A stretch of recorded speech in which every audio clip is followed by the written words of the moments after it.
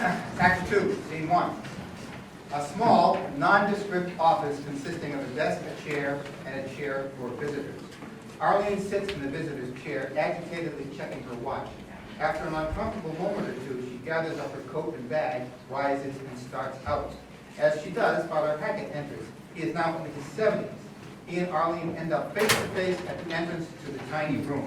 Oh, sorry, I thought, you know, I thought... You thought I dropped dead.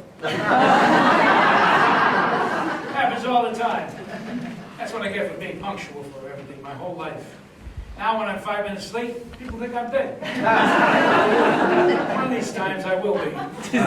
Just not today. Sit. Arlene retakes her seat and places her coat and bag to the side. Hackett takes his seat behind the desk. How have you been, Miss Hodge? Not bad, Father, can't complain. I will complain any chance I get, but I shouldn't. And you can call me Arlene. No problem at school, I hope? Oh, no, I have the place running like General Motors. That's what I hear. Besides, if you had any issues about the school, I assume you take them to the pastor and not to me. All I'm good for these days is passing out holy cards at wakes and hearing confessions from people who want easy benefits. Oh, I'm sure that's not true. You've been an important part of this parish for a long time. Some say too long. But I just do what the bishop and Father Brennan tell me to do. Don't we all? Well, not so much anymore. But that's another topic. What's yours? Oh. Well, I have an issue about... I wanted to ask you something about the way things were run around here years ago. Oh? Yeah, in the 40s, after the war. Well, God knows that was my heyday. Times were different, though, I'll tell you that. Different how? Don't you want to talk to me about your issue? Oh, I'll get there. How are things different? Well, I just think people, our people, our parishioners back then, took all this a little more seriously. All this? Religion, church, parish, all this. Boy, I think we take things pretty seriously now. Some of the nuns you have teaching your kids over there, they haven't cracked a smile since Martin left Lewis. You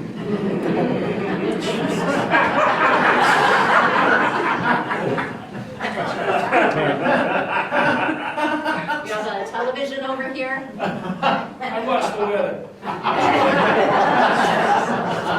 Weather. I love the weather in the morning.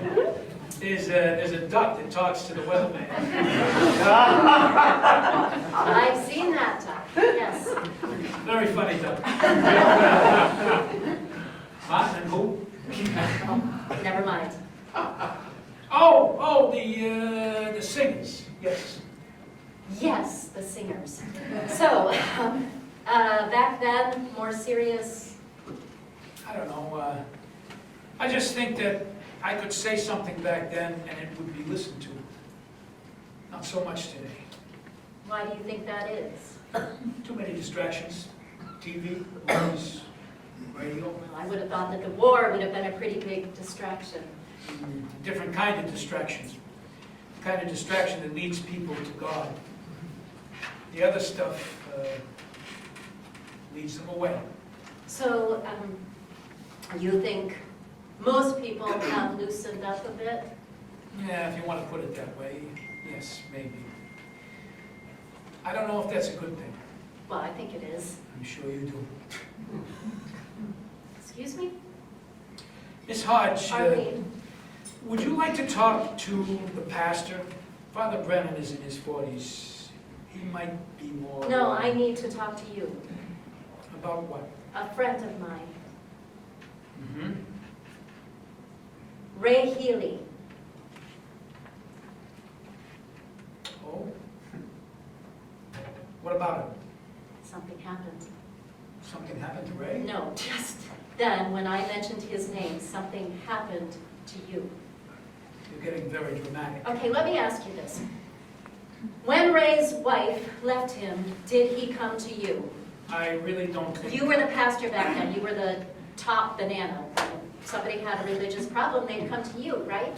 Well, sometimes, but there were others back then. We had 4 or But 5. he came to you. Yes. Yes, he did. But that's nothing I can discuss with you. Why not? That's like a doctor-patient situation. Yeah, but it's not my confession. This is not your business. So if it's not a confession, you can at least tell me if he did come to you for advice. I already told you he did. But that's all that I can tell you. All right, answer me this.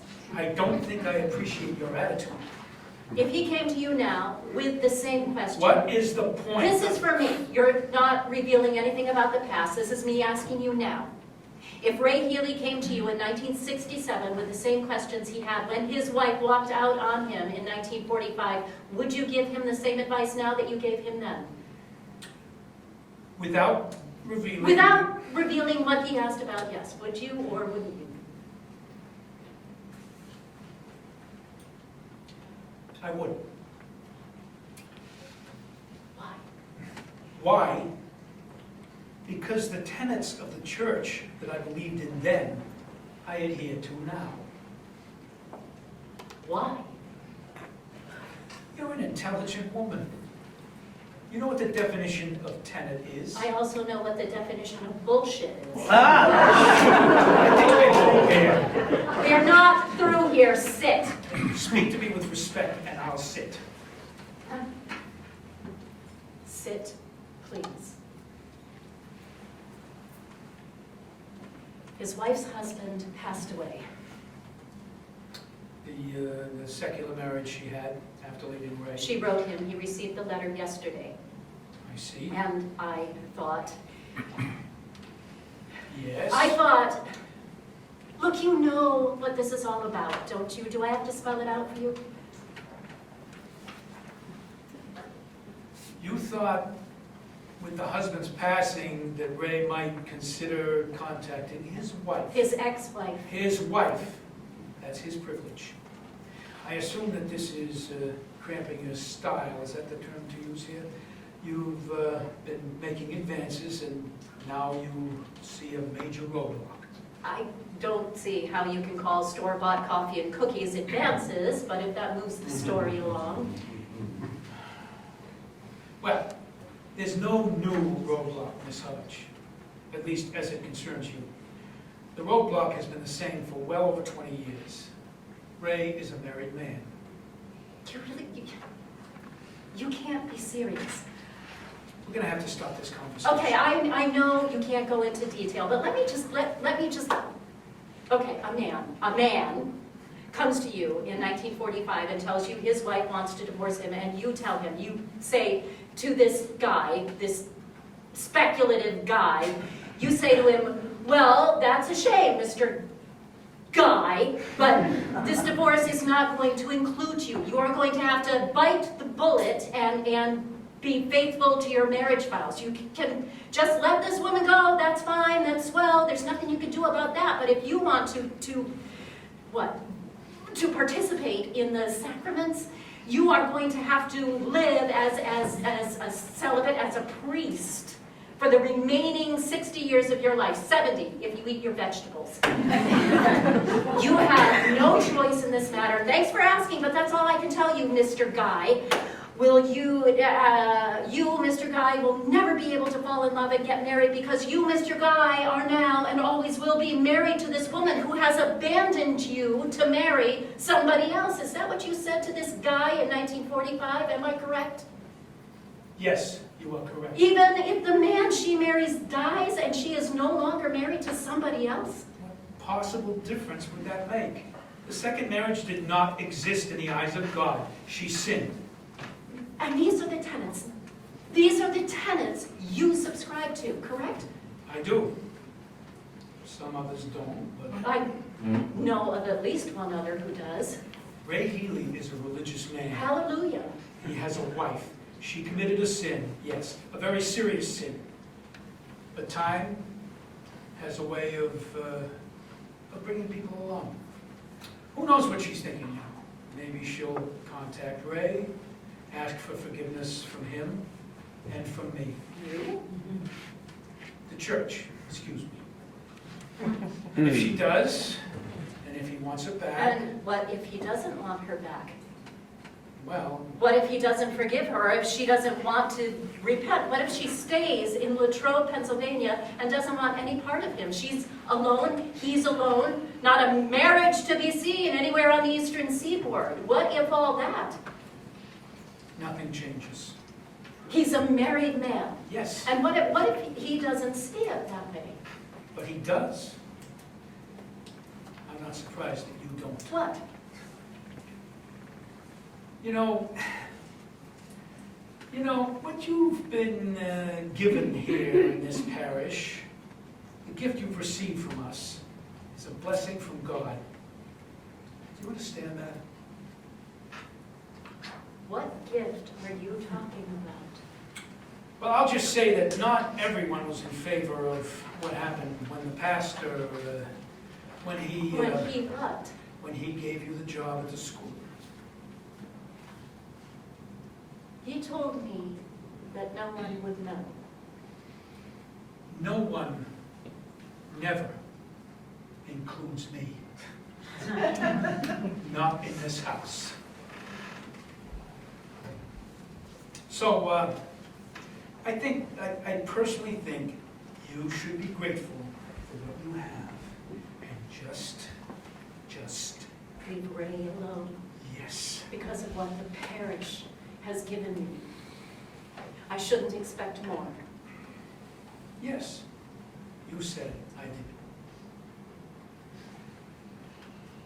I made a mistake.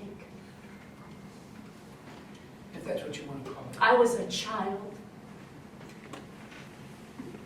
That's debatable, isn't it? In light of what... What if I didn't make a mistake? Would you still be trying to keep me away from Ray? Of course! Your lifestyle and your choices have nothing to do with this. Really? Really. So if he changes his mind and... As I said, he will not. But if he does... He will not. Hackett takes a beat and rises slowly from his chair. He walks to the door, stops, takes a moment, does not look back into the room. Stop trying to move the mountain, Miss Hodge. I know Ray. I know what he believes. I know what he feels.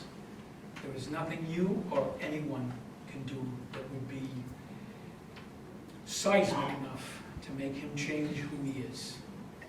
Nothing. Nothing. No one. No one. And I'm sorry, but certainly not you. He leaves. She sits a moment, lights him. Arlene is even special. Ray, appearing to be younger, enters. Miss Hodge. Yes.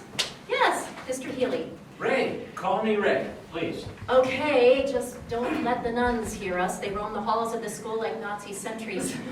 Everybody over 15 is Mr., Miss, Mrs., or sister. Well, I'm Ray. And I'm Arlene. Sister Helena said you wanted to talk to me about the band. Yes. Yes, I think it's fantastic that you've taken this on. It's wonderful for the kids and the parish. Well, it'll be a while before I can get a sound out of them that we can bring to the streets, but at least they seem to be having a good time. I've enjoyed the practices. Rehearsals. Oh, yes, rehearsals. Sorry, I don't mean to be a jerk, but No, I understand. it's just one of those words, practice football, rehearse the band. Well, I've been to a few rehearsals. I've seen you. Oh, you have? I have. Oh, well.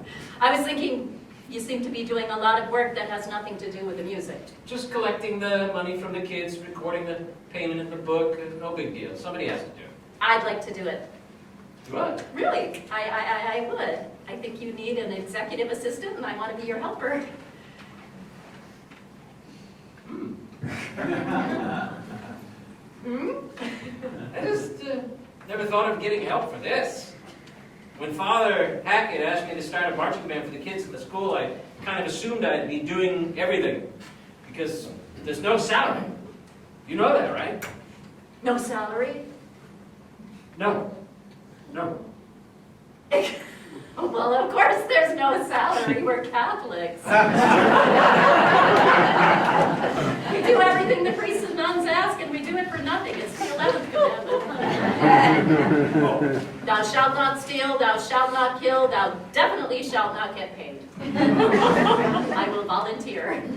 I'm not sure there's all that much for you to do. Well, I bet there are things that you're not doing because you think you can't take them on yourself.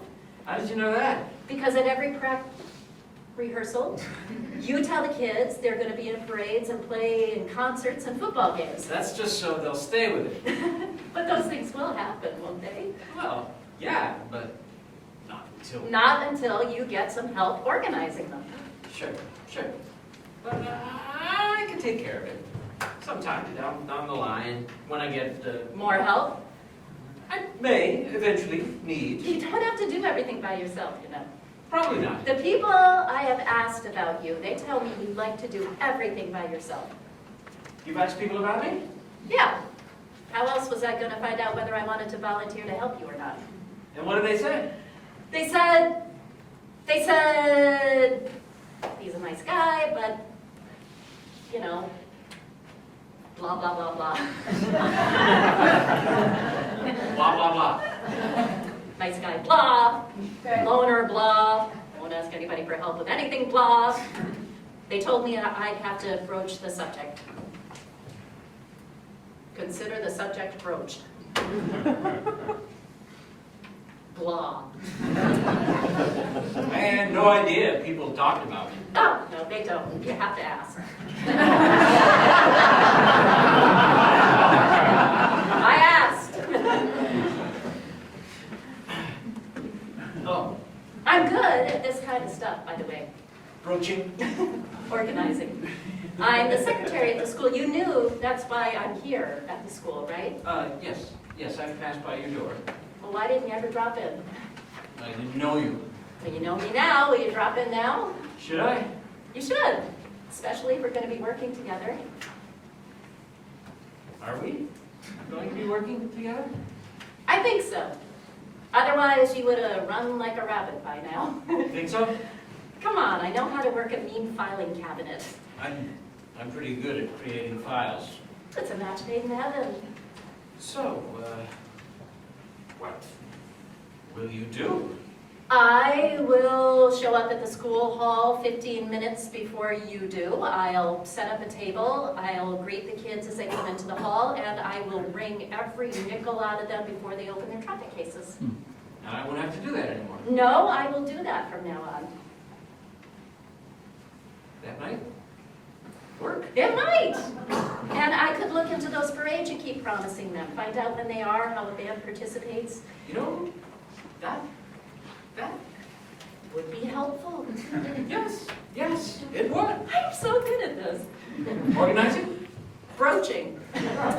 Oh, yeah. And we'll get along all right, you think? I don't know. You're a Democrat, of course. Of course. You're not a serial killer or anything, are you? I probably wouldn't tell you if I were. That's right. Maybe I shouldn't. Ah, the hell with it. I'll take my chances. You know, What? nobody like you ever talks to me like this. Like me? Well, yeah, Talks like what? like, I don't know, like this. What is this? Banter? Is that what they call it? Well, most people call it talking. You can call it banter if you like. Yeah, it's banter, definitely banter. It's the way they talk on Jack Parr. When we talk, we'll call it banter. I can live with that. For now, anyway. Okay. For now. So, is it a deal? It's a deal. They smile. The lights change again and Ray disappears. Back in the rectory office, Arlene moves to the telephone. She takes out her address book and looks up a number. She dials and waits. Hello. May I speak to Dorothy, please? Yes, you may. This is Arlene Hodge. Thank you. Arlene waits as the lights fade slowly to black. Scene 2. The studio a few weeks later, late afternoon. Dorothy again is finishing her lesson in the inner office. She is in full regalia as the flying nun.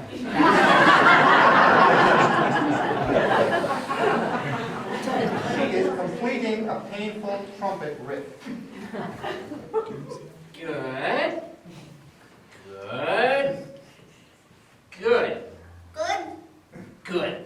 Happily, she hops from the chair to her trumpet case, where she looks for the bill to give to Ray as she puts away her trumpet.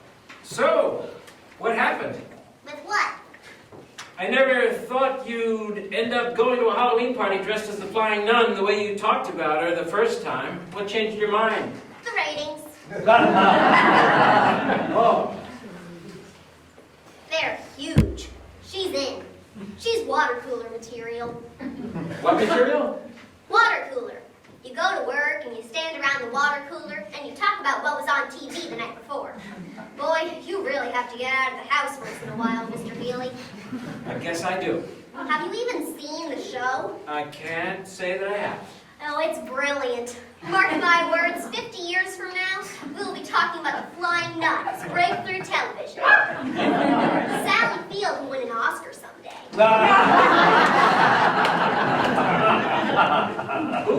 Forget it. It's not here again. What? The money? In the outer doorway, Linda Turrington appears. She is Dorothy's mother. The lesson money. Once again, I've been a neglectful parent. The phone rings in the inner office. The phone rings in the inner office. Loudly, Ray picks up. Father Hackett appears with a spotlight, also on the phone. Hello? Ray, Father Hackett, you have a minute? I can call back. I'll call you back. A few minutes. Good. Please do. It's kind of important. Okay, Father. I'll call you back in a minute. He hangs up the phone, lights up on Hackett. So, Mrs. Turrington. Linda, you've known me for 20 years. It's Linda. Ma, you've got to stop leaving me high and dry like this. High and dry. The language. She gets it from television. You watch too much television. But I watch with purpose. I learn. You should be happy. I should be a lot of things. So what do you think of the nun suit? I told you it's not a suit. It's a habit. A bad habit. See? You tried it at home. I didn't laugh. You tried it here. He didn't laugh.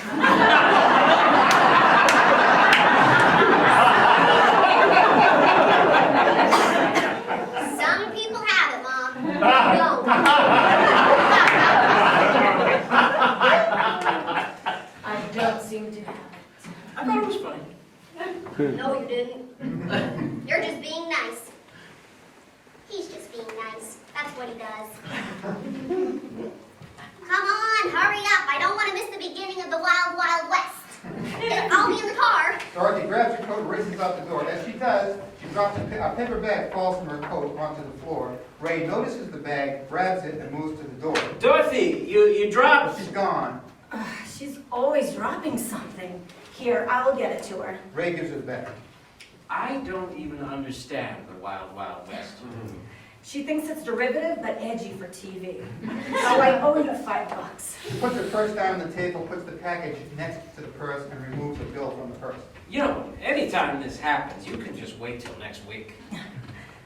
Between you and me, I keep hoping there won't be a next week. I mean, it's nothing against you. It's just the practicing. She's alarming neighborhood dogs. She's improving. Slowly. The truth, right now. If you had to predict 20 years from now, she's either playing trumpet for the Boston Pops, or she's head of programming at CBS. Pick one. She'll love it in LA. Exactly. She gives him the money. Here you go. Live it up. Thanks. Linda starts for the door and stops. I was sorry to hear about Susan's husband. Yes, thank you. Wow. News gets around, doesn't it? I called her Clancy. I know. I called her Susan. She used to hang around with my older sister. She'd be at the house like every once in a while. Everybody called her Susan, except you. Started out as a little joke, just caught on with us, you know. Yeah, those things happen. Yeah. So have you talked with her? Since he died? No. Oh, you didn't hear from her? No, well, yes, she wrote me when it happened, let me know. Uh-huh. Yes. So she let you know. She thought I might be, Interested. I guess, yeah. So were you? Interested? Yes. Yeah. She, you know, part of my life, somehow. You want to know, you know, what's going on. So just a letter? Just a letter. Hey, you think Dorothy should be... Dorothy will be in the car, and the car will be locked. She knows what to do. Nobody's going to attack the flying nun in a parked Mercury meteor. So, from the letter, do you think she's interested? What are we talking about? I'm talking. You're kind of hemming and hawing. Well, it's just that I'm not used to this kind of... Really? Interrogation? Surely this doesn't surprise you. Coming from me? Coming from... J. Edgar Turrington. I understand I'm referred to in this manner in some circles. The secretary at the school, she's dropped this within earshot of my daughter on occasion. And she's very clever. Oh. Friend of yours? She assists me with the band. She does. She did. Oh, no longer. Well, not for the last couple of weeks. We had a Parting of ways? Yes, I heard. You heard? How? The only real reason I still go to church is to catch up on the latest dirt. Don't tell me you thought you could sidestep the parish dirt. I kind of thought my profile was pretty low. No profile is low enough to get under the radar of the Holy Rosary Sodality. Trust me. Oh. So, she's no longer your assistant? Maybe. No. Not surprising. Oh, really? She seems very loyal. Nobody really knows her that well, though. She just kind of appeared in the parish about 10 years ago, and we all juggled a lot of lurid stories, but nobody could get anything out of her. She just kept to herself. She's like a bit of an enigma. So I guess it makes sense, huh? You like a enigmatic, don't you, Ray? I think maybe this is something you and I don't need to be talking about. Of course we don't need to be talking about it, but when has that ever stopped me? What's going on here? Like, how about me? How about you? I'm available, I'm smart, I'm cute. Not all that humorous according to my daughter, but like not all that repulsive. Absolutely not an enigma, but I can work on that. So how about me? How about you for what? Cribbage. God, everybody says you're impossible, but I had no idea how impossible. Who's everybody? Everybody is everybody. You take a lot of people, you don't leave anybody out, and you get everybody.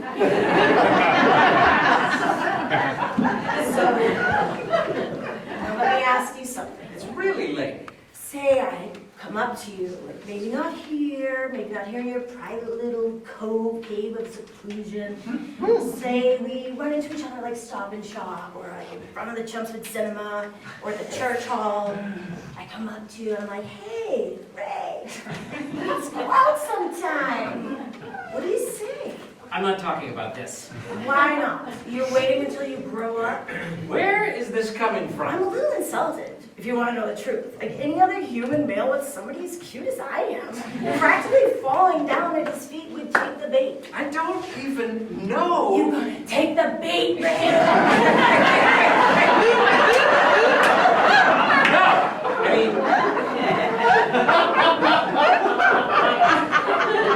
Even if I wanted to, even if I could, even if I had the ability to give in to this, I wouldn't.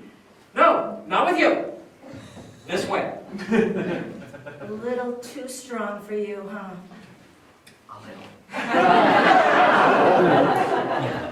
You like them a little more subtle, a little more bookish, more along the lines of the secretary type. I think Wild Wild West has started. Maybe it's hopeless. Like for her, and for the rest of us, trying to shake you out of Like, is there any approach that would work? Where is all this coming from? I'm taking an anthropology course at Adult Ed. Just humor me. Just tell me, like, is there anything that would work with you? Is it even possible that a woman could make you turn it around? Ray does not answer immediately. He walks around a bit, sits on the sofa, he just thinks this through. No, Took you an awful long time to get to that no. usually does. You know why it took you so long?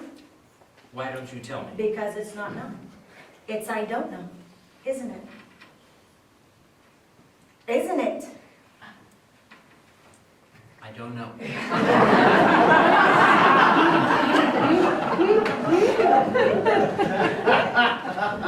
They make a lot of rules, Ray. These old men in the collars and the expensive rings, they love to make rules. And a lot of those rules, they're kind of stupid. Yeah, to me. And to some others. Like, numbers growing every day. It's not a bad thing. A little re-examination never hurt anybody. Even the ones who make the rules. Especially the ones that make the rules. Have you heard the song, The Times They Are Changing? Is it on the radio? I don't listen to the radio, except for baseball. Well, it's a song about the times, how they are changing, in case you hadn't heard. That's nice. Linda goes to her purse. She grabs it and heads for the door. Ray sees she has left Dorothy's bag. Wait, you forgot Dorothy's bag. No, I didn't. What? Look at it. He does look at it. He reads something written on the bag. Oh. Oh. Why would Dorothy leave this for me? I asked myself the same question when I saw it in the car. She told me where it came from, so I decided to forget to give her the $5, come up here, and take a chance myself. Kind of a preemptive strike. You lost me. Indeed I did. What is this? Do not open till Christmas, or until I leave, whichever comes first. She gets to the door. At least it's not ticking. Somebody's ticking though. What the hell are you talking about? I can hear it all the way over here. I can't hear anything. Oh, yes, you can. You hear everything. You're one of these guys, you don't miss a trick. You know everything there is to know about everything and everybody in your little circle of life. I bet people come to you for advice all the time. And I bet you give good advice all the time. I bet when somebody asks you, what's the right thing to do, that you know the right thing to do every goddamn time. Is that what this is about? You want my advice? No. But how about you take a little advice from me? An old widow, doesn't know anything about anything. My advice is this: open the bag. Of course I'll open the bag. I mean, open the damn thing. It's been way too long. And I have to go. 5 more minutes, Dottie will be on the hood of the meteor ready to jump off, see if those wings really work. She leaves. Ray sits still a moment, still clutching the bag. It is very silent. Then, abruptly, he goes into the inner room and dials the phone. Lights up on Hackett and the spotlight answering his phone. Yes. It's me. It's Ray. Sorry to bother you this late, but I figured you'd still be at your office with the lessons and all. Yes. No. This is not a bad time. Okay. Well, I wrestled with whether I should tell you this or not, but I decided I should. I don't think... I just wanted to make sure you were aware of something. Aware of what? Well, your band secretary, What about her? Ali, Yes. What about her? well, she visited me about a week ago Oh. at the rectory. Ray? Yes. I'm still here. Well, I probably shouldn't be telling you this. Telling me what? She was asking about you. about your history. Arlene already knows my history. Oh, Yes. We're very good friends. Close friends. I see. So she wouldn't be asking about my history. I'm sorry, but she wouldn't.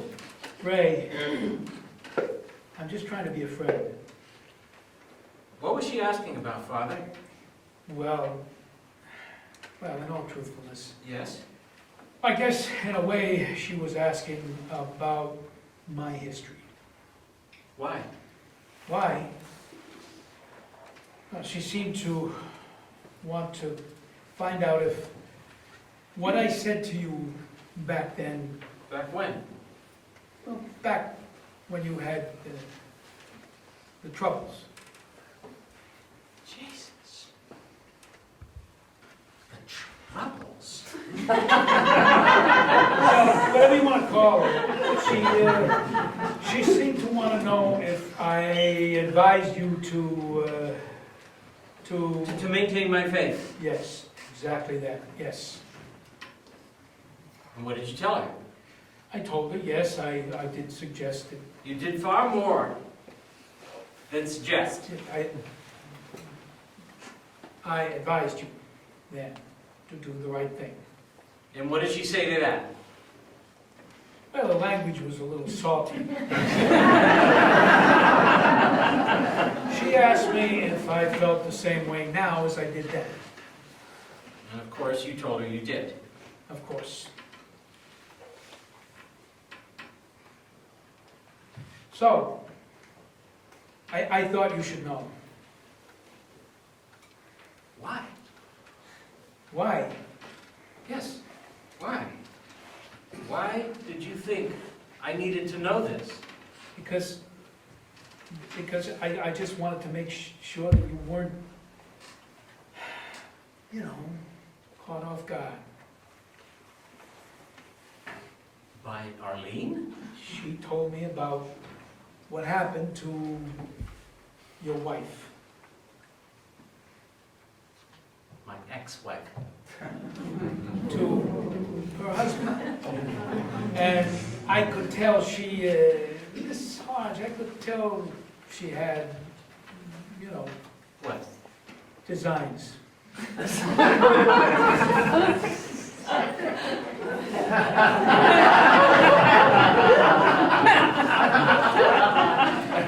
Designs. Yes.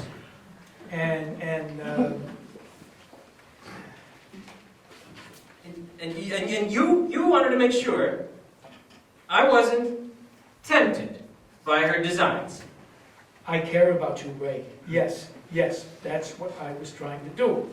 Keep you From what? from losing everything you've built all these years. Everything I've built. Yes.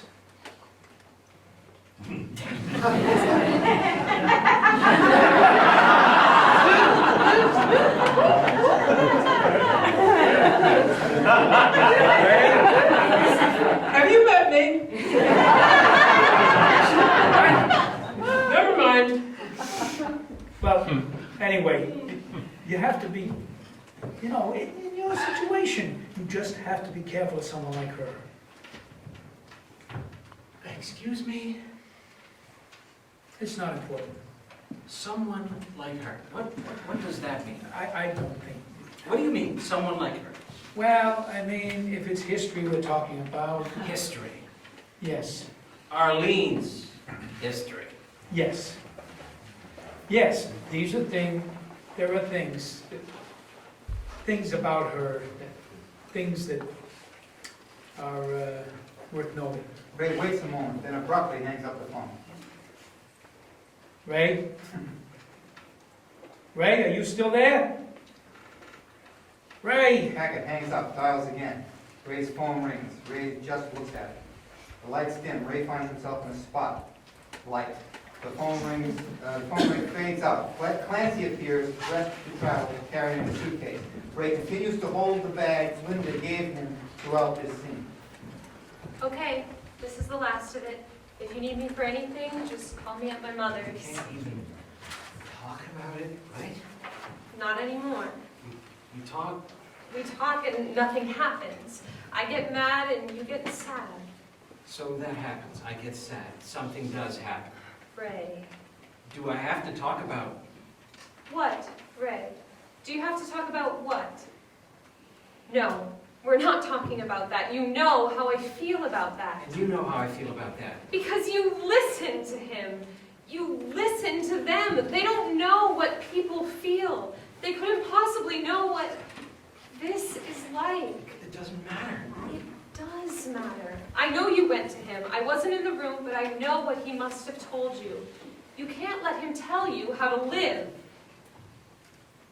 This is how I want to live. I want to believe in what I believe. He's just a man.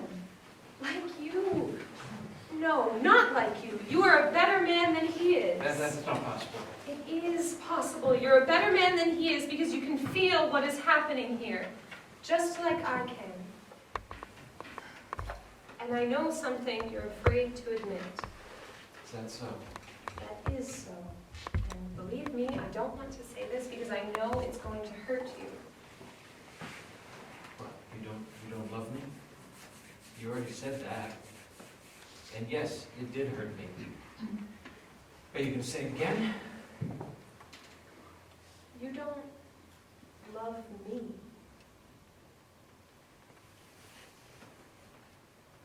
That's not true. If you loved me, Ray, if you really loved me, Ray, I think I would have found a way to stay. Don't say that. I would have tried to convince myself that it was right for us to be together. But I know it's not, and the reason I know it's not is because I know you don't love me. I'm tired. I know. Because you're trying way too hard to save something that can't be saved for a reason you don't really believe in. I do believe. Deep down, Ray, deep down, I don't think you do. She moves to the door. Don't let them do this to you, Ray. Please. Don't let them do this to you. I have to go. She smiles, turns, and disappears. The lights change back full to the studio. Ray stands transfixed. In a moment, he becomes aware of the paper bag in his hand. Slowly, he unwraps it, takes out a record album. He stares at it a moment, then turns it over, looking at its back cover. He walks over to his record player, opening the cellophane-wrapped album. He reaches the player and takes the vinyl out of the sleeve. He looks at the record, seemingly choosing a band. He places the album on the turntable, then turns to the record player. He adjusts the speed. He carefully places the stylus on the selected band. Artie Shaw's Moonglow plays, flawlessly. As it does, Ray sees the pieces of the old shattered record on the floor beside the table. He reaches down and slowly picks up the shards of the record, finds a wastebasket, and puts the shards into the basket. The music continues. Ray has finished cleaning up. He sits on the sofa, closes his eyes, and listens. Arlene appears in the doorway of the outer office and hears the music. She's not sure what to make of the fact that the record is playing. She stands in the doorway, frozen. Ray lifts his head and sees her. He smiles and drops his head a moment. Then he rises and steps into the outer office. He holds out his hand. Arlene walks to him, takes his hand. The music rises to an orchestral moment when all they can possibly do is dance, which they do, smiling, understanding, believing, as the lights fade to black. The end.